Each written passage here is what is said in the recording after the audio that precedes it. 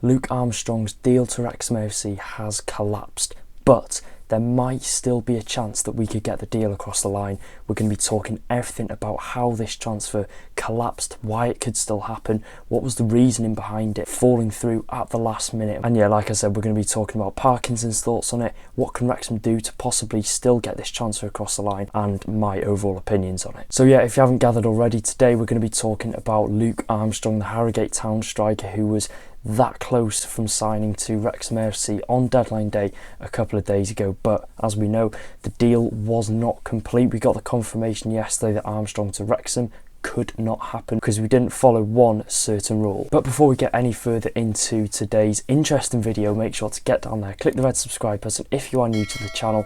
Yeah, this is the place for all the best Wrexham AFC content on YouTube. Get down there, watch the tramway vlog from yesterday. I mean, one of my favourites that I have produced on the channel, so I'd love it if you could go and check that out by clicking the link in the description or just clicking on my channel and watching it from there. So cast your minds back to the 1st of September around 6 PM, deadline day, when the news started to break that Wrexham had hijacked MK Dons' bid for striker Luke Armstrong.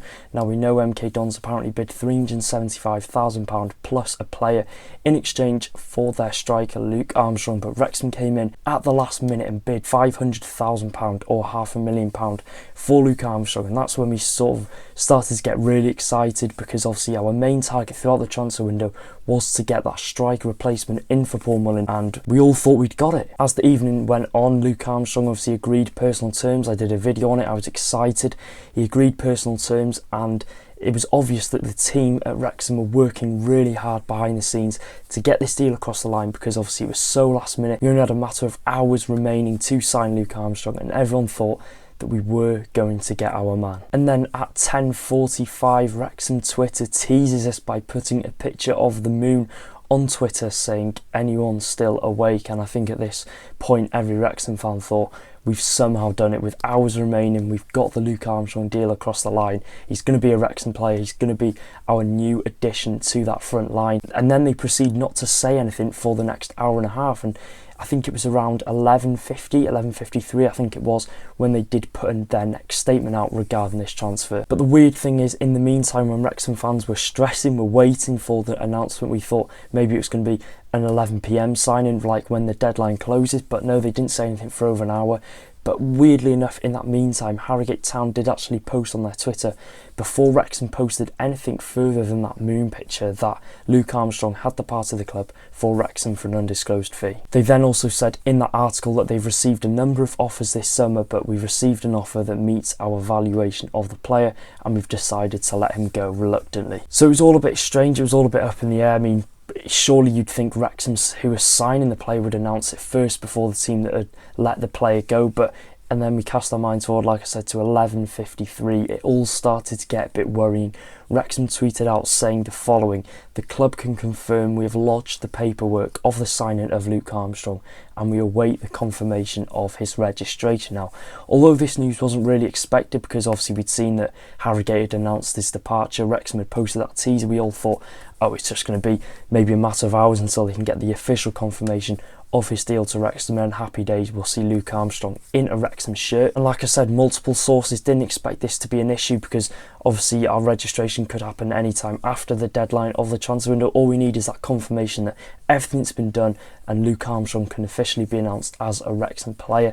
But they also believed that everything had been signed on the dotted line and Luke Armstrong was going to be a Wrexham player. But obviously Wrexham didn't post anything regarding this situation until the following day, and then this is when everything just goes downhill. Now let's move on to yesterday, the day of our derby day against Tranmere Rovers. Now, I'll be honest, all I was thinking about was the Tranmere Rovers game. I was nervous, but then again I was excited, because obviously we'd be in that away end with 2,000 other Wrexham fans cheering our team on. Our first real derby since about 6-7 years ago, so we were all excited for that, until about 5 minutes before kickoff, when we did hear the words: the registration of Luke Armstrong from Harrogate Town to Wrexham has been rejected. Yes, you heard that right. 5 minutes before kickoff, we got the unfortunate news that Luke Armstrong would not be a Wrexham player. Now, this is the bit that you all clicked on the video to watch.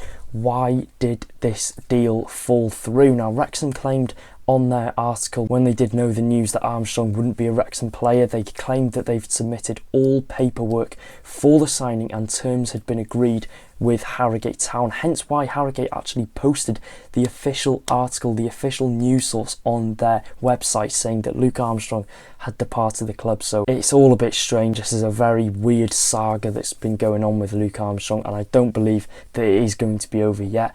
And Parky said in an interview that he first heard about the potential problem at 12:30 a.m, a little while after the deadline had finished. He said as the 11 p.m. deadline approached, there was some paperwork. Take that note, there was only some paperwork, and we'll get onto that later on, that had been submitted and some that obviously hadn't gone through. So that is probably the reason why the Luke Armstrong deal didn't get the green light to happen. So only some of the paperwork had been submitted for Luke Armstrong before the 11 p.m. deadline. Now it's very disappointing because in an interview Armstrong sounded very excited to be a Wrexham player. He said it's an honour, he can see the ambition the club's got and he wants to be a part of it. So the fact that he's done an interview and he's not even ended up signing for the club is just massively disappointed. I feel bad for him, I feel bad for Wrexham, and I feel bad for Harrogate because Harrogate seemed like they wanted to let him go. I mean, they've got a really good transfer fee, like they stated multiple times in their news article of him going. They got a really good fee for him that they feel like they couldn't turn down.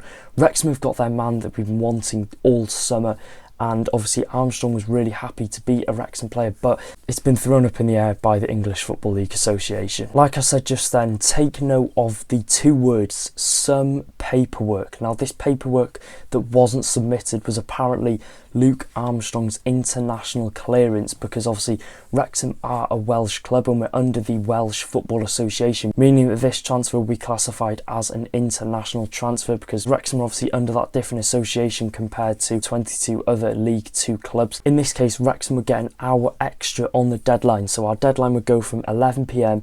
to 12 at midnight because we've obviously got that extra thing to be worrying about, getting that international clearance. So on paper it says it's one of the rules that Welsh clubs do get that hour extra to complete the transfer because of the international clearance. Now if Wrexham have claimed to have done all the paperwork and if everything was submitted apart from the international clearance, now the international clearance didn't arrive until 11:50, that is the rumours. Now if we've got the international clearance, if we got it at 11:50 and we were able to get it done before that midnight deadline, then there is still a chance that we could appeal this and our appeal could be successful and the transfer could still happen. There's a slight chance, but it's not impossible. I saw something as well, someone said the EFL were obviously very busy regarding other transfers, getting the confirmation that they could come, and they obviously might have forgotten about the fact that Wrexham do associate under a different association, so they might have forgot that we've got that 12 a.m. deadline. So you don't know, maybe that's the reason why Wrexham left it so late, and we obviously obliged to that deadline. We obviously had that hour extra, we knew that we had that hour extra, so we could sort of not take our time a bit, but we could get that international clearance. We wouldn't have to worry about it being before 11 p.m. We had that hour extra, so unless the EFL have forgotten about that, and if we do bring that up in our appeal and the EFL state that they'd forgotten about that, then there is definitely a chance that Luke Armstrong could still become a Wrexham player. And I bet you're wondering as well, why did Wrexham leave this signing so late on? Parkinson did say in his interview after the game against Tranmere last night that Armstrong had been a target of Wrexham's ever since Paul Mullin's injury against Manchester United. So we've been scouting him, we've been watching him for a while, and I think the only reason we left it that late on in the transfer window because Parky wanted to give that chance and that faith into the likes of Ollie Palmer, Jake Bickerstaff, Sam Dolby, Billy Waters, etc., because he wanted to see what they could offer to the table. And I think, if I'm being honest, I can totally respect Parkinson and I can understand why he possibly would have done that, because although we do have a lot of money, I think if we'd have got Armstrong for £500,000 and then all of a sudden Palmer and Bickerstaff would have suddenly teared up the League Two, we'd have been in a really awkward situation, obviously spending £500,000 on a striker who could possibly struggle to get in that team, and especially with Mullin coming back from injury, it could leave us in a really awkward situation. So I can understand why Parkinson might have left it so late on. I have no issue at all in him showing the faith to Jake Bickerstaff, Ollie Palmer. You know, we've got them for a reason and they deserve that chance instead of maybe just splashing the cash and signing another striker. So I can understand why he's done it, but Parky felt it was right to bring in that other striker, but we obviously had that incredibly long wait because Harrogate Town were obviously the A side in this deal. They wanted to find their replacement before they could let Luke Armstrong depart the club, and to be fair, I can totally respect why they did that. They wouldn't obviously want to let Armstrong go in and not find their striker replacement, and they did actually find their replacement with about 2.5 hours to go, but as we saw, we unfortunately couldn't get the deal across the line. Like I said, the fee of £500,000 had been agreed, personal terms had been agreed, all that good stuff regarding the deal had all been agreed except the paperwork. That's the only thing that let us down and stalled this possible transfer. But it's the fine margins, but there's nothing really we can do now. We can obviously hope that the appeal is successful and we can probably get Armstrong to Wrexham AFC if we are successful, but at this rate, I highly doubt it. Obviously, it is worth a hassle and we're going to fight until we get a proper answer from it. But yeah, I don't know. It just doesn't look likely that we are going to get the deal done across the line. And there is a chance of an appeal. But I think, first of all, like Parkinson said, they need to let Sean Harvey, let Fleur Robinson, all those people in that field, let them do their jobs. Let them see why this deal didn't happen, and let's see if there's a chance that we can possibly resolve it. So yeah, in a short briefing, Luke Armstrong didn't sign for Wrexham AFC because we didn't get all the paperwork across the line. He didn't get his international clearance until 11:50, but some people are believing the EFL forgot about our extra hour because we're under a different association. So if that is the case and we bring that up in the appeal, there's a chance that we could get him, but as it stands, it depends if we got all the paperwork, 100% of the paperwork done before 11, and if we oblige to that midnight deadline, there's a chance we could get him. But all it takes is that one tiny bit of paperwork not to have been completed before 11 PM, and then the deal is completely off. But we can keep our fingers crossed that this deal could happen. I think there's probably about a 20% chance that it still could happen. So yeah, it's disappointing. It was a very shit way to end the transfer window because obviously there was a lot of hype in that final few hours about Luke Armstrong. Everyone was excited. Twitter was going mental, but unfortunately we were let down by obviously the EFL, and I do think there's definitely an appeal incoming from Wrexham. So yeah, busy day for Wrexham. They did well to get the signings of obviously our new Arsenal keeper Arthur Nkonkwo and George Evans from Millwall, who did actually make his debut yesterday for the final about 8-10 minutes. He didn't really have much to do, but what he did do, he obviously did a really solid job. But yeah, it's disappointing about Armstrong. Let me know what your thoughts are in the comment section down below, and I'll see you in another video. Take care, guys.